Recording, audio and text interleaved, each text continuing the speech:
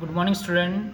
हम हिंदी में 2 लेसन पढ़ चुके थे, अब हम तीसरा लेसन पढ़ रहे हैं जिस हमारे चैप्टर का नाम है हिमालय की बेटियाँ। ठीक है, जिसके लेखक है नागार्जुन। सबसे पहले हम नागार्जुन के बारे में थोड़ी जानकारी प्राप्त कर लेते हैं। तो नागार्जुन का जन्म 30 जून 1911 को हुआ था।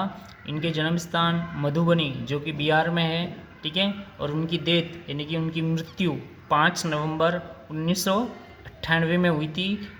तरोनी जिला है जो दरभंगा, तरोनी गांव है और जिला दरभंगा है जो बिहार में स्थित है। ठीक है, इनका जो मूल नाम था वो था मिश्र वैद्यनाथ मिश्र। ठीक है, और इन्होंने कौन कौन सी कविता संग्रह लिखी? तो युग धारा, अपने खेत में, ठीक है, तालाब की मछलियाँ आदि सभी उन्होंने प्रमुख कविता संग्रह लिखी। इसके अलावा इन्होंने कौन कौन से उपन्यास लिखे?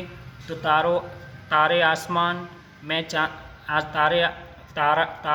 तारे आसमान में चांद तारे और वरुण के बेटे।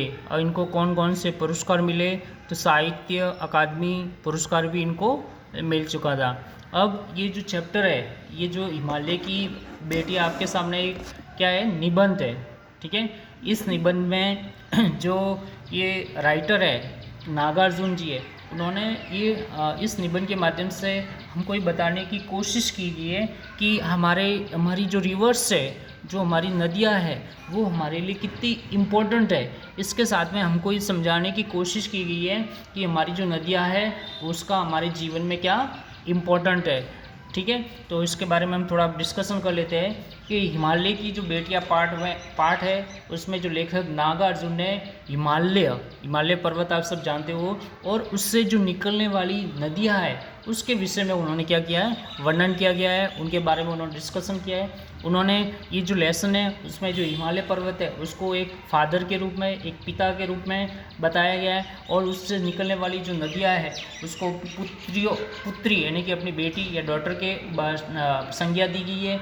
और समुद्र है, जो समुद्र है उसको क्या दिया हुआ है, समुद्र को जो हिमालय है उसका एक दामाद के रूप में प्रस्तुत किया गया है या चित्रित किया गया है। ठीक है, इसके अलावा ये जो चैप्टर है इसमें लेखक ने एक दार्शनिक व्यक्ति, दार्शनिक का मतलब होता है जो फिलोसोफर होता है, उसके समान हिमालय और उससे निकलने वाली नदियों के प्रति अपनी जो सोच है उसको क्या कराया, यहाँ पे अवगत कराया है। कहने का मतलब होता है लेखक का जो नदियों के प्रति अपना जो दृष्टिकोण है, अपनी जो दार्शनिकता है वो यहाँ पे बताया गया है। इसके अलावा लेखक है जो नदियों की इम्पोर्टेंस को भी बताते हैं, साथ में नदियों के प्रति उनकी जो सोच है वो कैसी है।